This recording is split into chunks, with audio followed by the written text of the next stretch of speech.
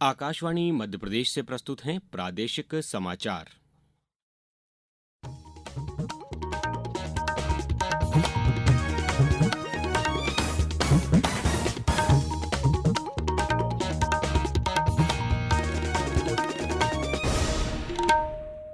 नमस्कार, समाचारों के साथ मैं अभिषेक कटियार। सबसे पहले इस बुलेटिन के मुख्य समाचार। राज्यों और केंद्र शासित प्रदेशों के 244 जिलों में कल सुरक्षा तैयारियों का होगा अभ्यास, गृह मंत्रालय ने दिए निर्देश। माध्यमिक शिक्षा मंडल की 10वीं और 12वीं बोर्ड परीक्षा के परिणाम आज सुबह 10 बजे होंगे घोषित। यूनियन कार्बाइड कचरे को जलाने का अंतिम चरण पीथमपुर में हुआ शुरू और भोपाल, इंदौर सहित कई जिलों में तेज बारिश और आंधी के साथ हुई ओलावृष्टि। अब समाचार विस्तार से। गृह मंत्रालय ने राज्यों और केंद्र शासित प्रदेशों से सुरक्षा तैयारियों के आकलन के लिए कल मॉक ड्रिल कराने को कहा है। देश के 244 वर्गीकृत जिलों में ग्राम स्तर तक यह अभ्यास कराने का फैसला लिया गया है। केंद्रीय गृह सचिव गोविंद मोहन आज राज्यों के मुख्य सचिवों के साथ इस बारे में बैठक करेंगे। सुरक्षा अभ्यास का मुख्य उद्देश्य हवाई चेतावनी प्रणालियों, भारतीय वायुसेना के साथ हॉटलाइन या रेडियो संचार व्यवस्था की प्रभावकारिता और नियंत्रण कक्षों की कार्यक्षमता का परीक्षण करना है। इस अभ्यास में विद्यार्थियों सहित सभी नागरिकों को हमले की स्थिति में स्वयं को सुरक्षित रखने का प्रशिक्षण मिलेगा। मॉक ड्रिल के दौरान महत्वपूर्ण प्रतिष्ठानों की सुरक्षा और सुरक्षित निकासी का अभ्यास भी होगा।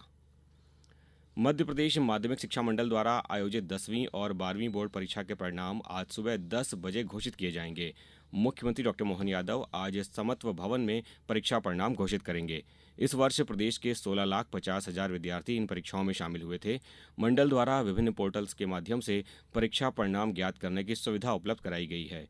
mpbse.mpionline.gov.in सहित कई अन्य वेबसाइट पर परीक्षा परिणाम उपलब्ध रहेंगे। इसके साथ ही छात्र डिजी लॉकर के माध्यम से भी परीक्षा परिणाम देख सकेंगे।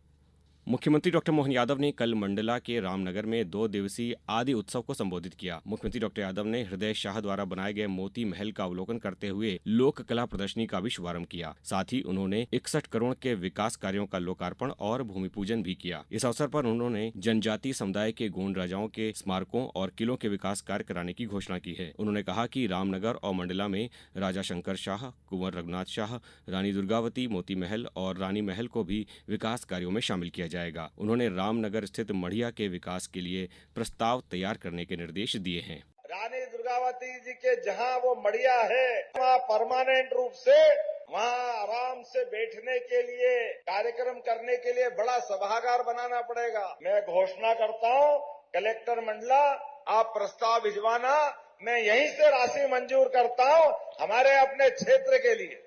मुख्यमंत्री डॉक्टर मोहन यादव कल जबलपुर के ग्राम रिवंझा में लक्ष्मी नारायण यज्ञ एवं श्रीमद् भागवत कथा में शामिल हुए। श्रीमद् भागवत कथा का आयोजन गौरी गोपाल आश्रम वृंदावन के संस्थापक एवं प्रख्यात कथावाचक डॉक्टर अनिरुद्धाचार्य महाराज द्वारा किया गया है। मुख्यमंत्री डॉक्टर यादव ने आयोजन स्थल पर पहुंचकर अनिरुद्धाचार्य महाराज से भेंट की। अब समाचारों में वक्त है एक ब्रेक का। ये समाचार आप आकाशवाणी मध्य प्रदेश से सुन रहे हैं। ये समाचार बुलेटिन यूट्यूब पर Madhya Pradesh news All India Radio channel पर और फेसबुक के साथ ही एक्स प्लेटफॉर्म पर AIR न्यूज भोपाल पेज पर सुने जा सकते हैं। इसके अलावा आप हमारी वेबसाइट newsonair.gov.in पर या न्यूज ऑन AIR ऐप पर भी समाचार सुन सकते हैं। समाचारों में आपका पुनः स्वागत है। भोपाल के यूनियन कार्बाइड के रासायनिक अपशिष्ट को पूरी तरह नष्ट करने का अंतिम चरण शुरू हो गया है। भोपाल से कंटेनरों में भरकर लाए गए 307 टन इस जहरीले कचरे को पीथमपुर में एनवायरो एनर्जी कंपनी के भस्मक संयंत्र में कल रात से जलाने की प्रक्रिया शुरू हुई। संयंत्र में 270 किलो प्रति घंटे की दर से कचरे को 850 से 1100 डिग्री सेल्सियस तापमान पर जलाया जाएगा। उच्च न्यायालय के निर्देश के अनुसार इस जहरीले कचरे की दहन की प्रक्रिया शुरू की गई है। विशेषज्ञों के मुताबिक अगले 51 से 55 दिन में ये कचरा पूरी तरह नष्ट कर दिया जाएगा। भोपाल के सुभाष उत्कृष्ट विद्यालय में कल से 3 दिवसीय विज्ञान शिक्षक प्रशिक्षण कार्यशाला शुरू हुई। कार्यशाला में प्रदेश के चयनित मास्टर ट्रेनर्स सहभागिता कर रहे हैं। ये मास्टर ट्रेनर्स अपने अपने जिलों में जाकर जिले के विज्ञान शिक्षकों को प्रशिक्षण प्रदान करेंगे। कार्यशाला में विज्ञान शिक्षकों के लिए कक्षा 6 से 12 तक के प्रायोगिक एवं प्रोजेक्ट आधारित शिक्षण व्यवस्था की जानकारी दी जा रही है। कार्यशाला का उद्देश्य शिक्षकों को करके सीखने की पद्धति, प्रोजेक्ट आधारित शिक्षण और 21वीं सदी के कौशलों से विद्यार्थियों को सशक्त करना है। बिहार में खेलो इंडिया यूथ गेम्स 2025 में कर्नाटक 4 स्वर्ण और 5 रजत पदकों के साथ पदक तालिका में शीर्ष पर है। दिल्ली 2 स्वर्ण सहित 6 पदकों के साथ दूसरे, जबकि राजस्थान 2 स्वर्ण सहित 3 पदकों के साथ तीसरे स्थान पर है। प्रतियोगिता के तीसरे दिन आज हॉकी, टेबल टेनिस, साइकिलिंग और रग्बी जैसे खेल आयोजित किए जाएंगे। जूडो, तैराकी और निशानेबाजी की भी स्पर्धाएं आज होंगी। कल निशानेबाजी प्रतियोगिता में नई दिल्ली के doctor Karni Singh shooting range में शुरू हुई 10 metre air rifle mixed team युवा वर्ग में राजस्थान की टीम ने रोमांचक मुकाबले में स्वर्ण पदक जीता।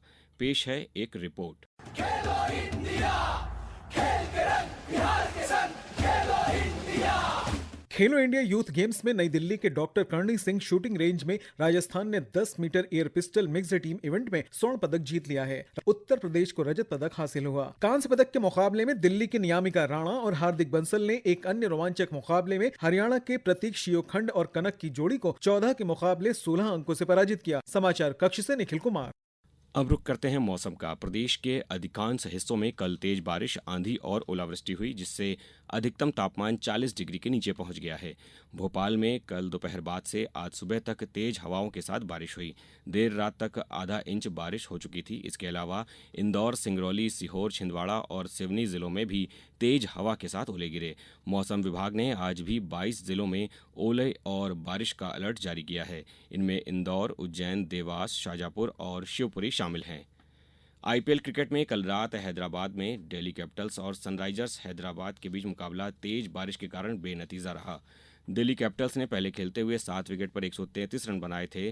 सनराइजर्स हैदराबाद की पारी बारिश के कारण शुरू नहीं हो पाई। दोनों टीमों को 1-1 अंक मिला, जिसके बाद सनराइजर्स हैदराबाद प्लेऑफ दौर से बाहर हो गया है, जबकि दिल्ली डेयर कैपिटल्स 5वें स्थान पर है। आज मुंबई के वानखेड़े स्टेडियम में मुंबई इंडियंस का सामना गुजरात टाइटंस से होगा। अब कुछ समाचार संक्षेप में। मध्य प्रदेश मंत्रिपरिषद की आज भोपाल में बैठक प्रस्तावित है। बैठक में कई महत्वपूर्ण निर्णय लिए जाएंगे। बैठक की अध्यक्षता मुख्यमंत्री डॉक्टर मोहन यादव करेंगे। उमरिया जिले में कल जिला स्तरीय मुख्यमंत्री कन्या विवाह निकाह समारोह में प्रदेश के अनुसूचित जाति कल्याण मंत्री नागर सिंह चौहान शामिल होंगे। मैहर जिले में रीवा जोन के आईजी गौरव राजपूत ने जनता से सीधा संवाद स्थापित करने के लिए जन चौपाल आईजी आपके द्वार अभियान की शुरुआत ग्राम पहाड़ी से की है। शिवपुरी जिले में खेल और युवा कल्याण विभाग द्वारा ग्रीष्मकालीन खेल प्रशिक्षण शिविर समर कैंप 2025 का आयोजन 7 मई से 15 जून तक होगा। जलगंगा संवर्धन अभियान के तहत जन अभियान परिषद विकासखंड बजाग नवांकुर संस्था ग्राम विकास प्रस्फुटन समिति द्वारा मझिया खार में ग्राम चरकुटिया में जल संरक्षण को लेकर स्वच्छता का कार्य किया गया। नरसिंहपुर जिले के महाविद्यालयों के विद्यार्थियों के लिए छात्रवृत्ति के लंबित प्रकरणों के निराकरण के लिए विशेष कैंप 8 मई तक आयोजित किए जा रहे हैं। भोपाल के बरकतुल्ला विश्वविद्यालय ने एक्सीलेंस कॉलेज को मनोविज्ञान का रिसर्च सेंटर घोषित कर नोटिफिकेशन जारी कर दिया है।